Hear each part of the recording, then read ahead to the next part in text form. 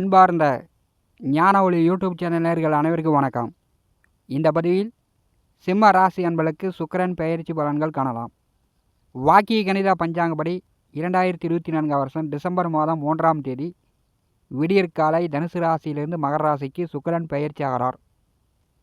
தமிழ் மாதப்படி கார்த்திகை மாதம் 18ஆம் தேதி முதல் மார்கழி மாதம் 15ஆம் தேதி வரை ஒரு 27 நாட்களுக்கு மகர ராசியில் சுக்கிர பகவான் சஞ்சாரம் செய்வார்.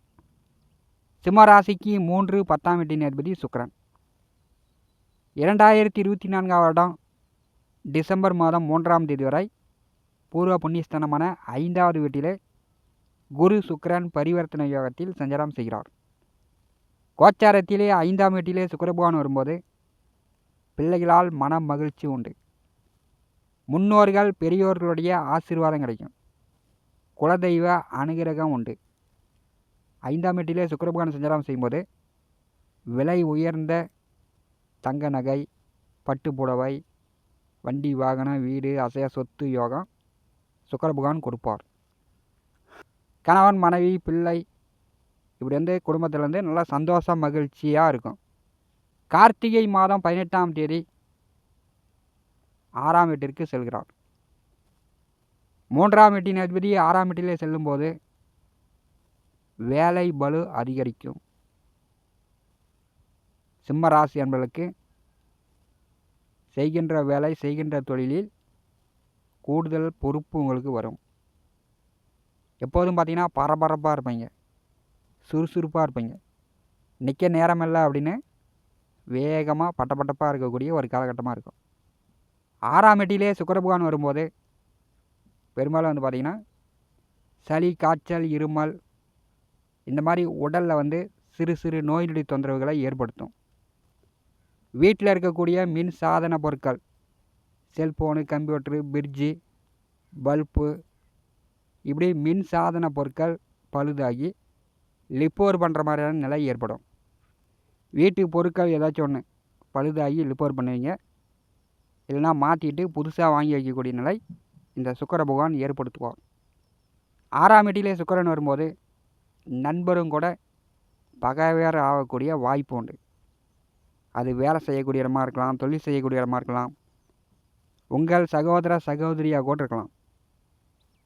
எதிரியாக பகையாக மாறக்கூடிய வாய்ப்பு இந்த சுக்கிர பகவான் ஏற்படுத்துவார். வேலையில் இருக்கக்கூடியவர்கள் இந்த காலகட்டம் இடமாற்றம், பதவி உயர்வுக்கு முயற்சி செய்யாதீங்க. அதுக்குண்டான வாய்ப்புகள் இந்த காலகட்டம் குறைவு.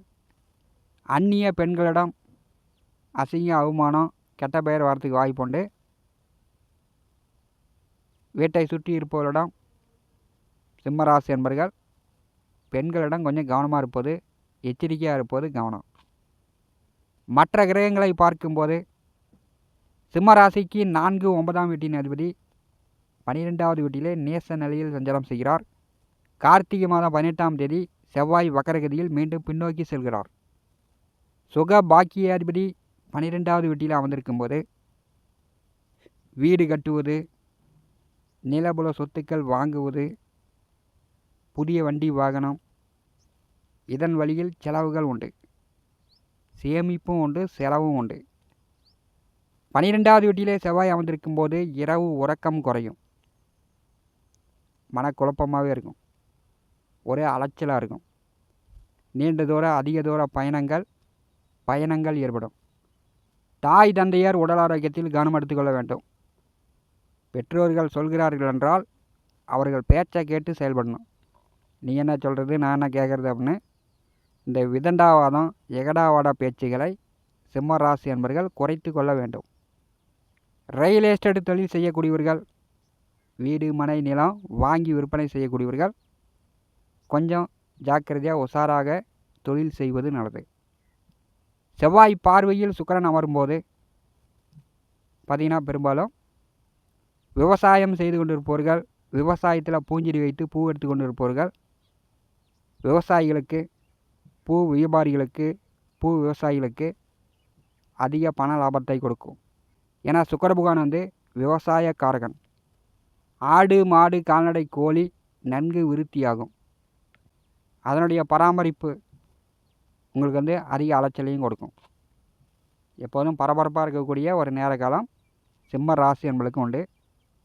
சுகஸ்தானாதிபதி 12வது வீட்டிலே விரயத்திலே வக்கரகதியில் பின்னோக்கி செல்லும் பொழுது சுகக்கேடு இல்லாமல் சிம்மராசி என்பர்கள் பார்த்து கொள்வது நல்லது.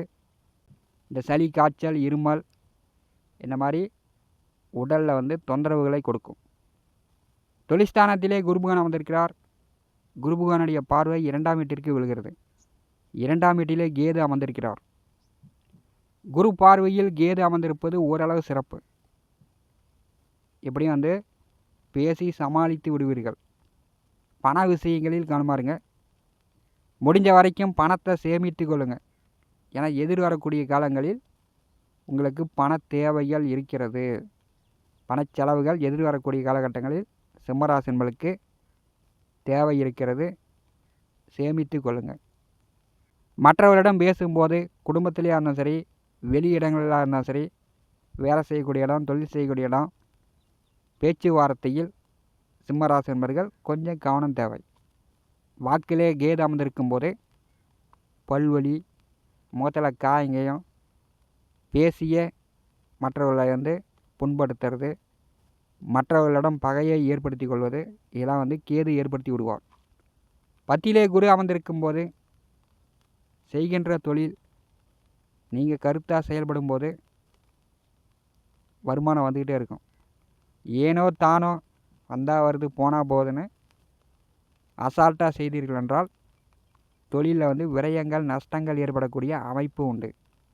அதே மாதிரி தான் பதவியில் இருக்கக்கூடியவர்கள், ஆணவமாக அகம்பாவமாக இருப்பவர்கள் இந்த காலகட்டத்தில் கொஞ்சம் கவனமாக இருக்கணும். இல்லைனா பதவி பறிபோய்விடும். சிம்ம ராசியின் அதிபதி சுகஸ்தானத்திலே அமர்ந்திருக்கிறார். 4ஆம் வீட்டிலே புதன் சூரியன் கூட்டணி சேர்ந்திருக்கும் போது அரசு வேலைக்கு முயற்சி செய்யக்கூடியவர்கள், தேர்வு எழுதக்கூடியவர்கள் இந்த காலகட்டத்தில் முயற்சி செய்யலாம். அரசு தேர்வு எழுதலாம்.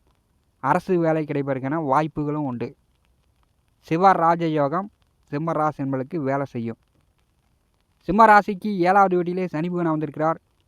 வக்கர நிவர்த்தி அடைந்து நேர்கதியில் முன்னோக்கி செல்லும் பொழுது கடத்தரஸ்தானத்திலே சனி பகவான் திக்பலம் பெற்று சஞ்சாரம் செய்யும்போது கூட்டாளிகள், கூட்டு தொழில் செய்து கொண்டிருப்பவர்களிடம் கணக்கு வழக்கு சரியாக பார்த்துங்க.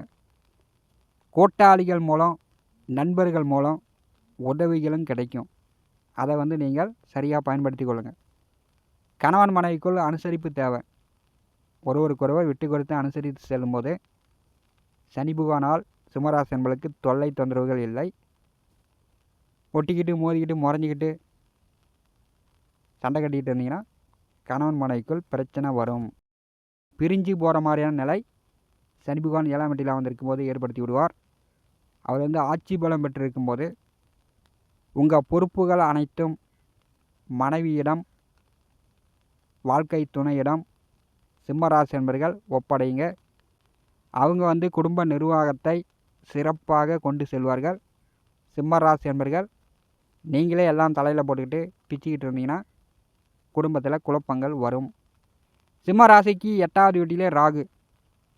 அதிர்ஷ்டங்களை நம்பி பணம் கொடுத்து ஏமாந்து போயிடாதீங்க. வீணா வம்பு வழக்கு, கோர்ட்டு கேது, சட்ட சிக்கல், அதன் மூலம் பணச்செலவுகள் இதெல்லாம் இல்லாமல் பார்த்துங்க. வண்டி வாகன போக்குவரத்தில் கவனமாக போயிட்டு கவனமாகங்க. இன்னும் சில மாதங்களே இருக்கிறது. இந்த ராகு கேது பயிற்சிக்கு முன்னாடி அவசரப்படாதீங்க. பொறுமையுடன் கடப்பது சிம்ம ராசி என்பளுக்கு நல்லது. இந்த காணொலியை பற்றி உங்களுடைய மன கருத்துக்களை நம்முடைய கான்பாஸில் பதிவு செய்யுங்கள். நம்முடைய ஞான ஒளி யூடியூப் சேனலை பார்த்து கொண்டிருக்கக்கூடிய அன்பர்கள், இதுவரை சப்ஸ்கிரைப் செய்த அன்பர்கள் மறக்காமல் நம்முடைய சேனலை சப்ஸ்கிரைப் செய்து கூட இருக்கின்ற ஆல் பட்டன் அழுத்திங்க.